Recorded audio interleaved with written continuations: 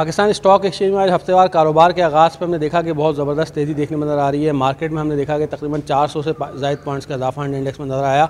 हंड index जो है 49,000 के लेवल को भी अबूर कर गया है। जो मार्केट के तज्ज़ियाकार हैं उनका ये कहना है कि आज जो रिफाइनरी पॉलिसी हुकूमत की जानिब से मंजूर होनी है, अगर ये मंजूर होती है तो फिर हम देखेंगे कि मार्केट में जो है यहाँ से मज़ीद तेज़ी का रुझान जारी रह सकता है। कहा यह जा रहा है कि इस वीक में मार्केट 50,000 पॉइंट्स को टच कर सकती है। मार्केट में हम देख रहे हैं कि पिछले कई हफ्तों से जब से IMF से डील हुई है तो मुसलसल तेज़ी देखी जा रही है और यही तवक्को की जा रही है कि 50,000, पहले ये कहा जा रहा था कि 50,000 का लेवल क्रॉस कर जाएगी, तो अब तकरीबन 49,000 पॉइंट्स हंड्रेड इंडेक्स हो चुका है। तो तवक्को है कि इस हफ्ते में हंड्रेड इंडेक्स 50,000 का लेवल भी अबूर कर जाएगा और हम देख रहे हैं कि मार्केट में वॉल्यूम भी खासे बेहतर नज़र आ रहे हैं। दूसरी तरफ हम देख रहे हैं कि इंटरबैंक मार्केट में डॉलर की कीमत में जो है वो मामूली सा इजाफा नज़र आ रहा है। 6 पैसे का तकरीबन इजाफा है, 287 रुपये के ऊपर ट्रेड कर रहा है। ओपन मार्केट में डॉलर हम देख रहे हैं कि 2 रुपये का इजाफा वहाँ नज़र आ रहा है, 294 रुपये के ऊपर जो है वो ट्रेड कर रहा है। तो मिला जुला रुझान इंटरबैंक मार्केट में नज़र आ रहा है, जबकि स्टॉक मार्केट में हमने बुलिश ट्रेंड देखा है। पिछले हफ्ते भी और इस हफ्ते भी मार्केट का आगाज़ मुस्बत हुआ है। तवक्को की जा रही है कि ये रैली आगे भी कंटिन्यू करेगी।